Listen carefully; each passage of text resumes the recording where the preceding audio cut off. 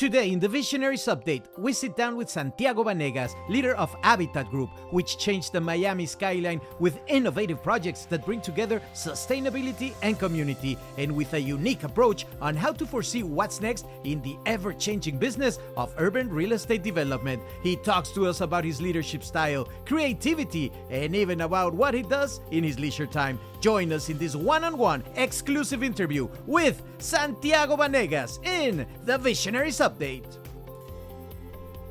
Grupo Habitat is among the most dynamic real estate development firms in the industry. Initially renowned for revitalizing Miami's urban landscape and creating vibrant, sustainable communities, today they continue to transform cities with notable projects like Smart Brickell, guided by the forward-thinking vision of its founder. My name is Santiago Vanegas. I'm the CEO of Habitat Group, real estate development company in City of Miami. Santiago Vanegas, welcome to the Visionaries Update. As you know, in this project, we put the spotlight on the leaders that are shaping tomorrow's landscapes today. And you have been a luminary in the real estate development industry here in Miami. So welcome. Thank you for being here. Very grateful for me being here with you. Welcome to Habitat Group. Thank you for coming. Every great leader has a start somewhere. Can you share with us a memorable moment where your imagination got caught by real estate and it ignited the spark for your interest in this area? I'm economist, so I love numbers. I love market, supply, demand. So, but to give you the answer, for example, in Colombia, one of my first jobs was being a finance guy for a big construction company. Then I came to United States to study English. And then I get lucky and I stop in Miami and see what's going on in Miami. Real estate in Miami is one of the most important industry that generate a lot of jobs. And then I start with a company that give me opportunity, Fortune International, Edgardo de Fortuna. So real estate is a commodity and a market that if you love number, is almost that you could predict what's going to happen because the cycle go some kind of slowly. You see the cranes, you see how the supply is absorbed. Build a building that you could touch, you could see. So it's too many things about real estate that I love. You mentioned that there's a lot of points in your career that when you look back, you say, these were the steps in the ladder that now I'm climbing. Could you take us through that process? What exactly were those milestones that you remember, besides the people that hired you or the projects you worked on? You as a professional, as a leader, where did you feel those changes that brought you here? Definitely migration, migrate from Colombia, that's a big step. Where you go out of comfort, you go a place that you don't know what's going to happen. And then another step is to learn a different language, no? So that you need to have that knowledge to be able to play. And then the destiny, the destiny give you the opportunity and give you, and then you start using those opportunities. And then being in Fortune as well, what a good opportunity. The right people. Connect with the right people. I could tell you, for example, I had an amazing partners at the beginning of the project. So, and then create a team is another big step. Now we have an amazing team. So we move from, like, let's say a small company to middle-sized company. Finish a project, for example, when you finish a project and then you deliver it, so it's another big step. It's not only dreams, that you have dreams, project. Every time that you deliver a project, give you another step. And then right now, for example, another big step that we are doing is growing vertically. Not only be able to develop, design, now we are making general construction, now we are doing hotel operation. So it's another big step, growing vertically. And then another thing that is happening right now is be alive in the operation. That our company, which is a small company compared to the market, we are ready to be alive in operation. We are building right now close to the big guys. We admire all the big guys. But that situation, that be alive in this very competitive market, is a step. If we already passed 3 difficult cycles. We passed 2008 cycle, which is what very difficult. We survived that, and then we survived pandemia. We finished a project after pandemia, and now we are ready to continue that competition with the big guys, be able to get technology in the future project. No, so all that situation are amazing. And I'm sure all that work and all that determination also requires rest, having a little downtime. What do you do in those moments where you are not working? What do you like to do in your spare time? Wednesdays, I take all the Wednesdays a.m. So I do not go to office Wednesdays a.m. I go to the office Wednesday p.m. So I go to a park on Wednesdays. I drop my daughter in the school in the Grove area, which is beautiful, trees, park, some rainforest in the Grove. So I spend Wednesdays a.m. in the rainforest with a book, thinking, creating, having ideas, working, but in other concept, which is creating. So I love Wednesdays for that, so that I break the week like in half. And then Saturdays and Sundays, every family, very lucky. I mean, we are here in Miami, which is a paradise, and we are here after suffer a lot of things to be here, no, migration, war, language, etc. But today we feel very lucky. We live in Key Biscayne, which is a paradise. So just enjoy the Miami that everybody loves now. Let's talk about leadership. How would you describe your leadership philosophy, and how do you think it has shaped the culture of Habitat Group? If you, as a leader, you make an example of your character, the way that you talk, the way that you lead, the way that you coach.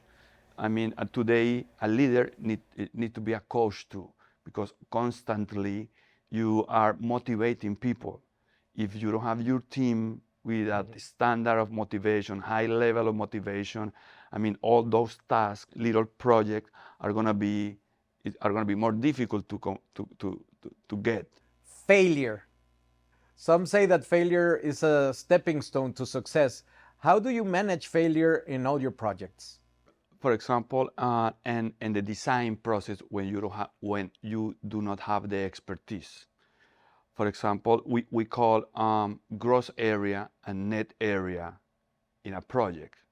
So at the beginning, with those anxious that you want to go fast, you start making project not that efficient between gross area and net area. But because you want velocity, you commit that mistake. And then when you start building those projects, you see, oh my God, I did wrong. That it's gonna cost a lot of money, and then the cell component is so small because the design is not efficiency. So, and then you lose in that specific project.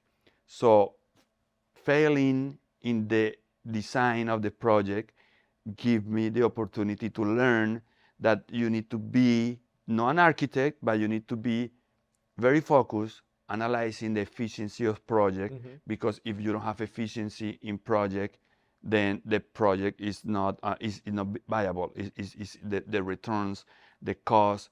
For example, if you design a project wrong way, you start construction and you figure it out at the middle of the project that you are gonna lose money, and anyhow you need to finish it, knowing that you are losing money. So that example, learn that process.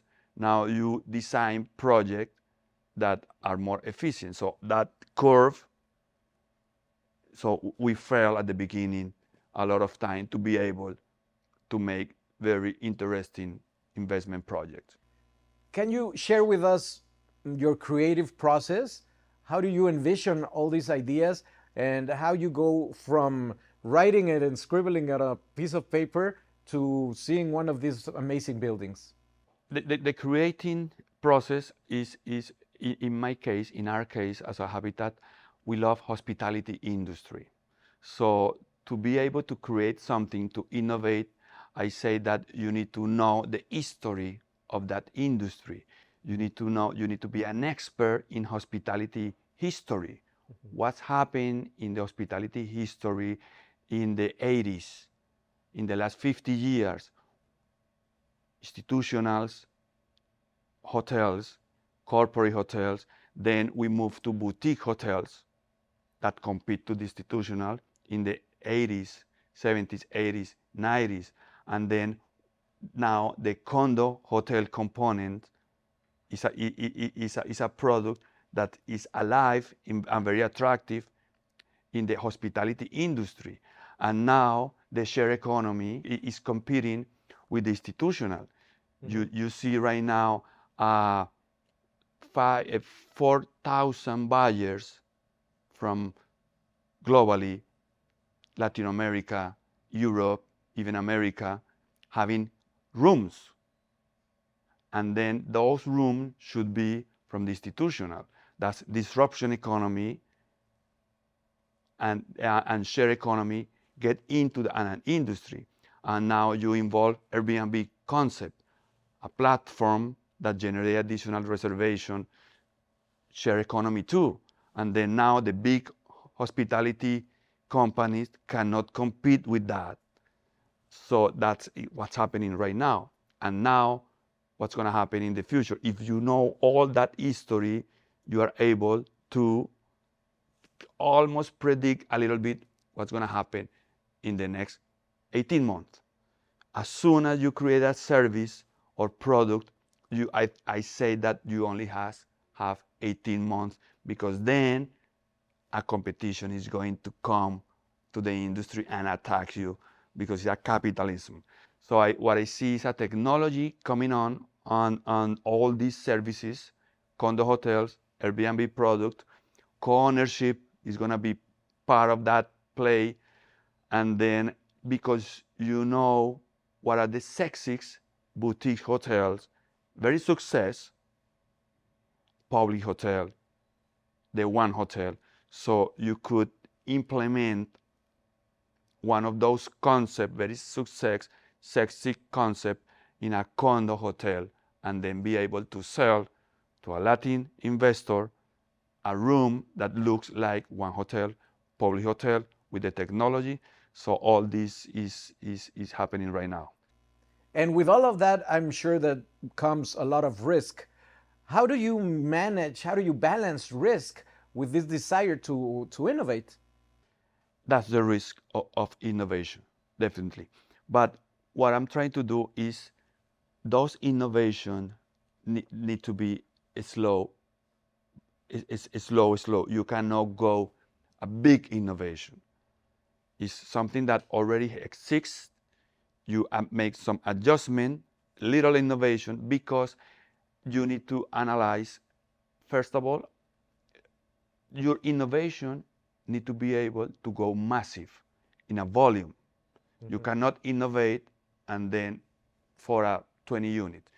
Your innovation need to have all the legal aspect covered, all of them, city, license, permitting, and then that innovation need to be approved by the finance system.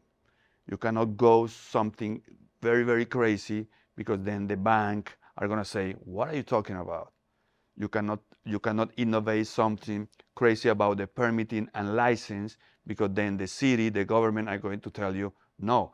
And then innovation go faster than government learning. Always that's the trick. Innovation go faster. The graphic of innovation is like that, and then the government learning is like that. And that's why the government learn, create new regulation to legalize that innovation.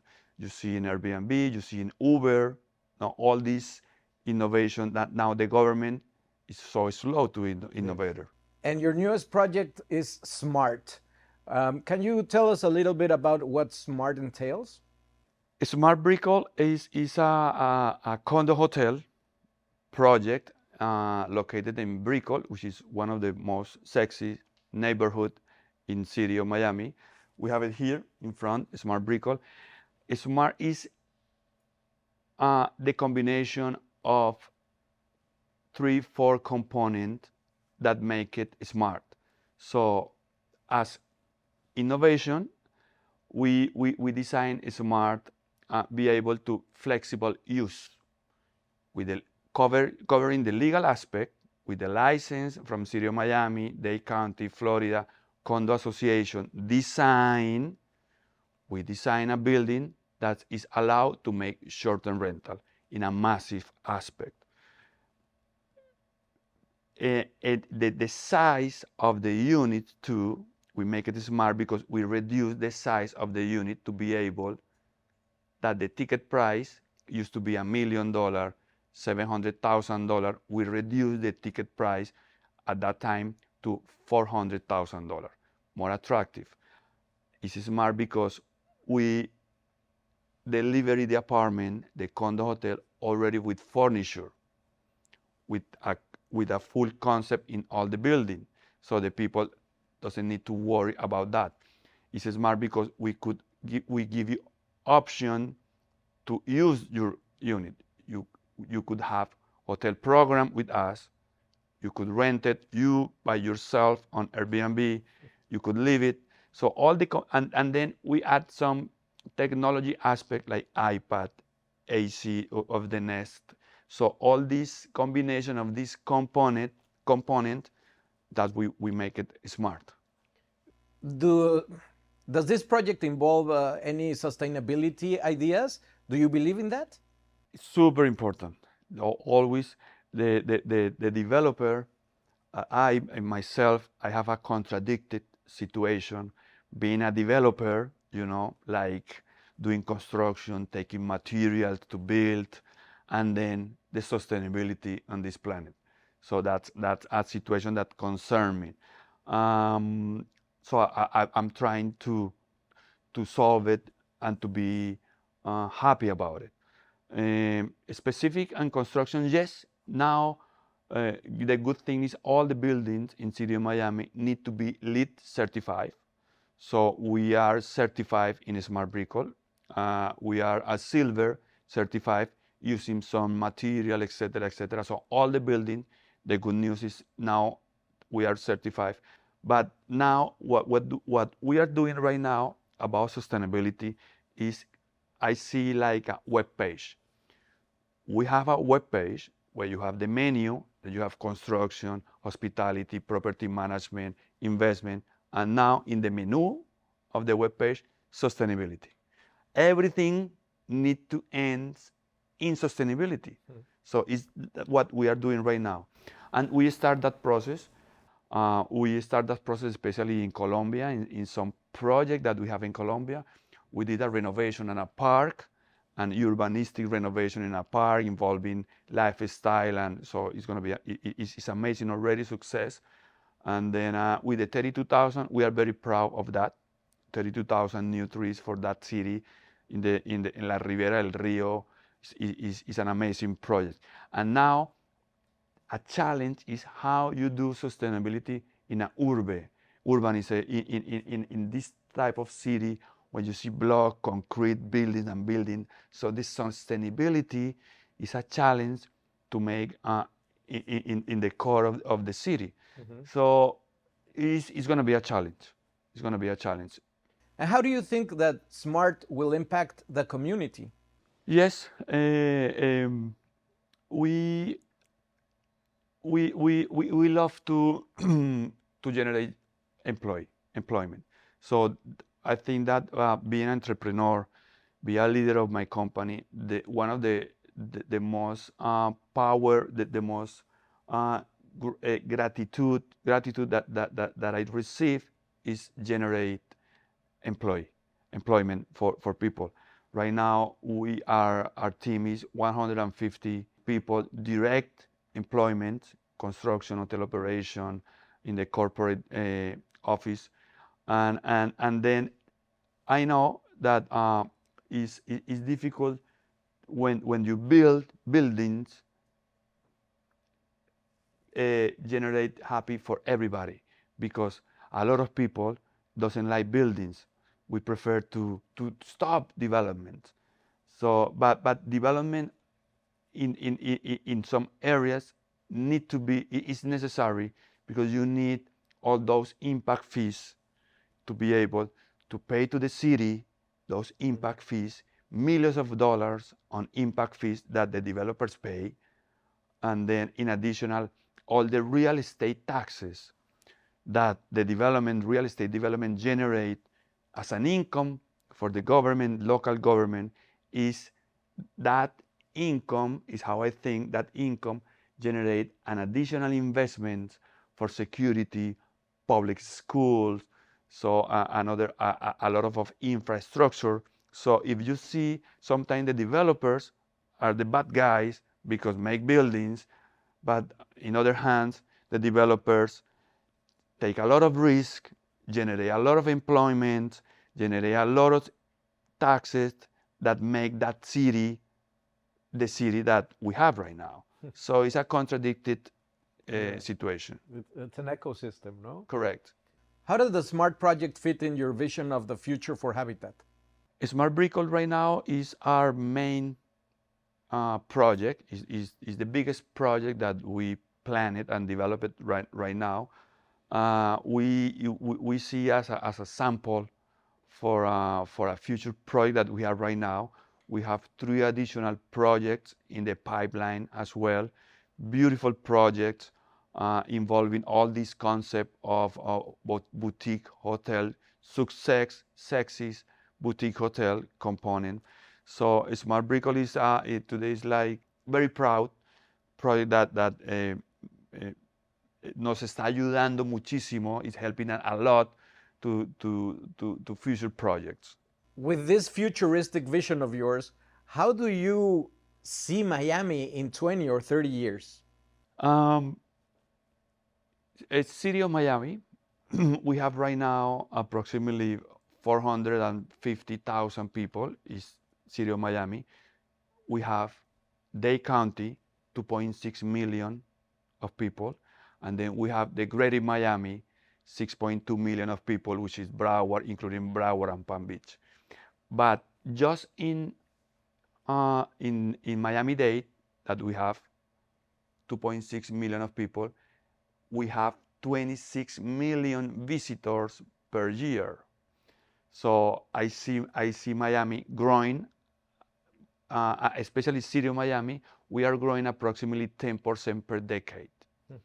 So 10% per decade. So in 3 decades, we are gonna have a city of Miami getting us 800, maybe 800,000 people, almost a million people. I see a new Miami. City of Miami is a new city.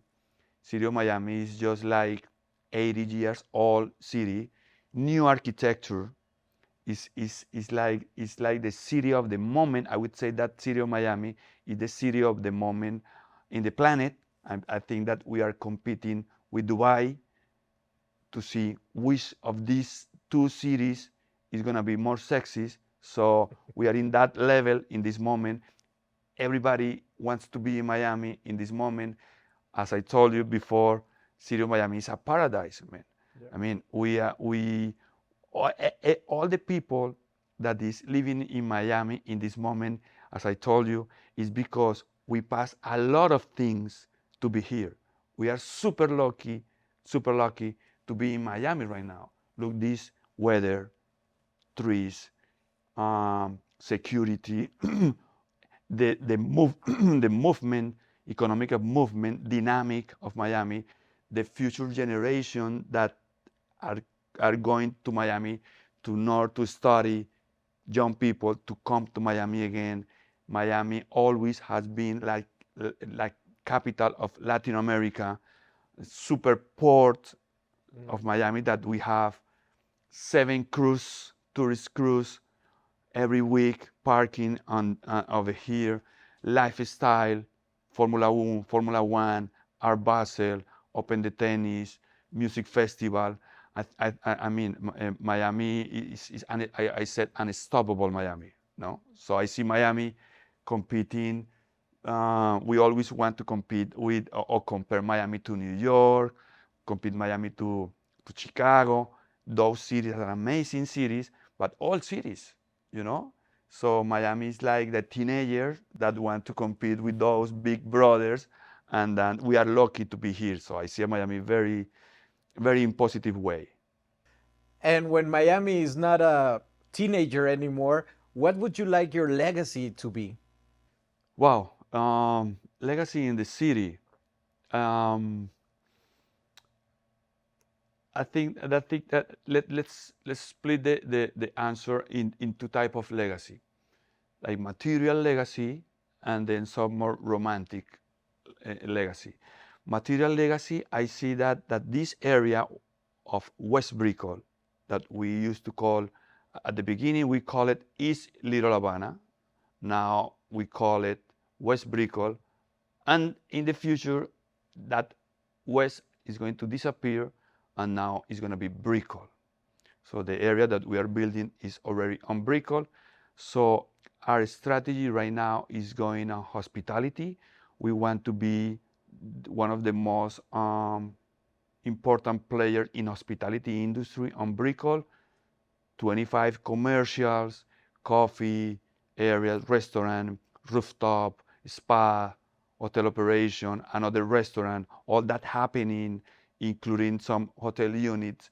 So it's how we want to be as a legacy, be part of like a hub, one of the hub areas in hospitality on West Brickell with those operation, hospitality company, making service for all those visitors, generate a lot of employment. So talking about material things like that. And then talking about as a company, especially as a company, we would like to be like a beautiful company, you know, company that make a sample that you want to work with us, no? Company that even the customer that buy apartment from us say, I bought from Habitat because they did a good service. They accompany me in all the process with me. So we like protect our customers. So we want to be that beautiful company. As a person, I think it's most important the legacy as a person that as a material things. So be a good lover with with Marta, be a good father with Martina, be as amazing friend with my friends, amazing son.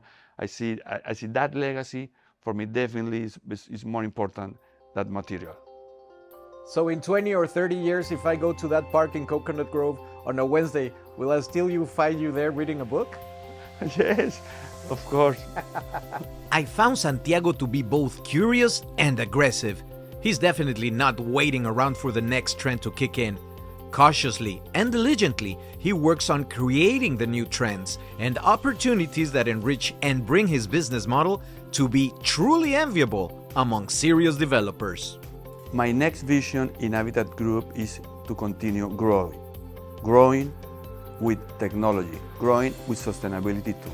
Get access to the majority of the people, Latin America, Europe, even America, to buy a fraction of the unit, not necessarily buying a complete unit, just a specific period of time in a specific building with the lifestyle, hotel operation, and all the lifestyle that we offer as a developer.